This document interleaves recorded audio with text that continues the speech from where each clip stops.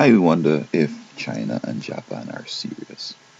Now, the question would be is because I suspect that they're not being forthright in their dealings in Asia. Now, we know that the original or Korea won was because the Soviet Union was viable and other interests were competing, and so um, they divided up the place. You take there, and we take over here.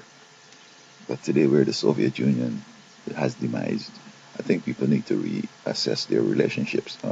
I can't dictate anybody's policy, but I'll question whether anybody needs to put any currency on South Korea because there is not the threat again. And you know, you have to reevaluate your relationships as life changes. I mean, um, an old man with some young girl, I mean, or old man, a person that likes young girls, when you become 18, 19, you got to say, can I handle young girls still? And you got to make a decision, like young girls by take some closer to the age, all right? Because we all need the opposite sex, all right? But China's now saying, look, we're not liking this maneuver in the Yellow Sea because this is our economic zone. So I think this is key. It seems to me that South Korea right now is moving slow in reunification, and the North probably would have liked it to expedite so that they could sort of get their suffering over and other benefits that they see may accrue. Right, the South might be thinking in terms of they're going to be losing. But if we look at East and West Germany, um, they're united, and right now they're one of the strongest economies in the world. They're having growth more than most places, even in Europe. So that it's clear that when you have a large population, and you have a viable strategy, you have a larger market and so forth, and so you could expand your production and bring down your costs, and then you have a shot at international trade because of your economies of scale and so on. And I think this is key here. I think Japan and Russia and China are jealous. They know that perhaps if um, North and South Korea unite and the market becomes larger and they're able to use the economies of scale, and then the comparative advantage might be in their favor so that they will compete with them in the global market. And so India, China, and Japan in Asia there are they're concerned for their own economic survival, and so they may benefit from this sort of a segregation or this division of North and South. But I think they should understand what they're doing.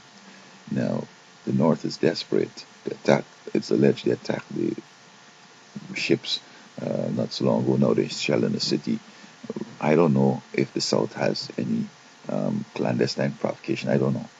But somehow, some way, it seems that these nations that are benefiting from this impasse are some way involved in keeping them divided, and they need to understand that the real benefit of uniting is to get stronger and better. Now, a legitimate question would be whether if they unite is going to be a communist or democratic, or if still the dueling philosophies will still be there, or whether they're going to lay aside the communism and become capitalist and whatever, and whether the North would still want to continue these weapons of mass destruction and the other thing like that.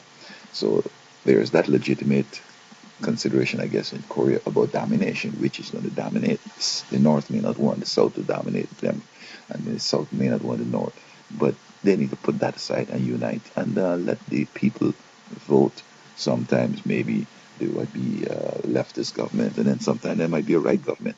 But at least they could become into the nations of the world and have an acceptable policy so that Japan, China, and India, if they have interest in the division of Korea so that they could continue being successful, then that's short-sighted because the North is provoking the South.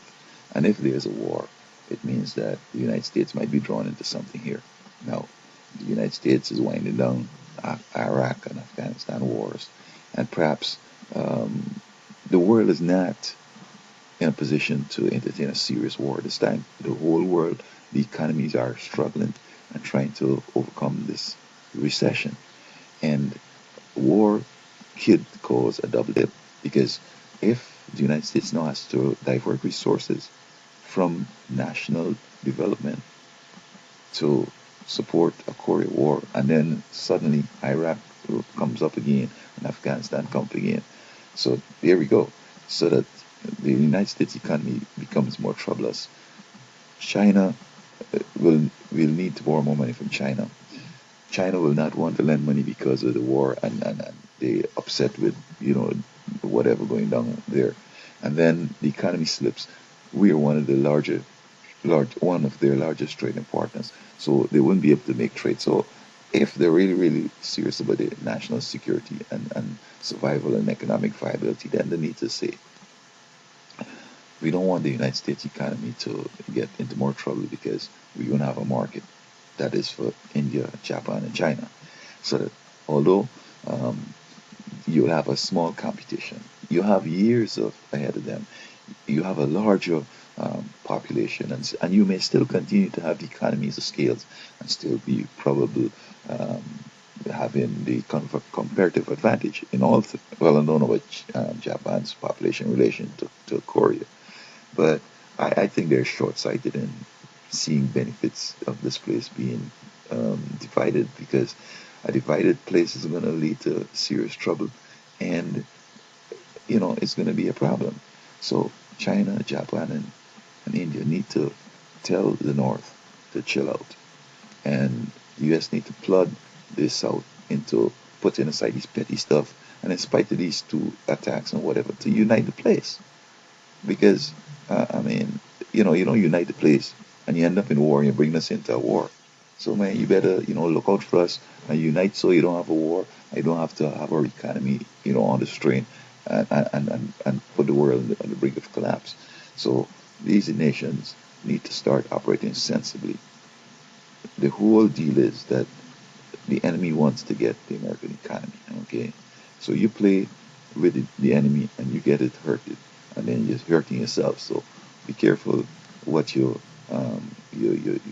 short-sighted intentions are, because in the long term, everybody's going to lose.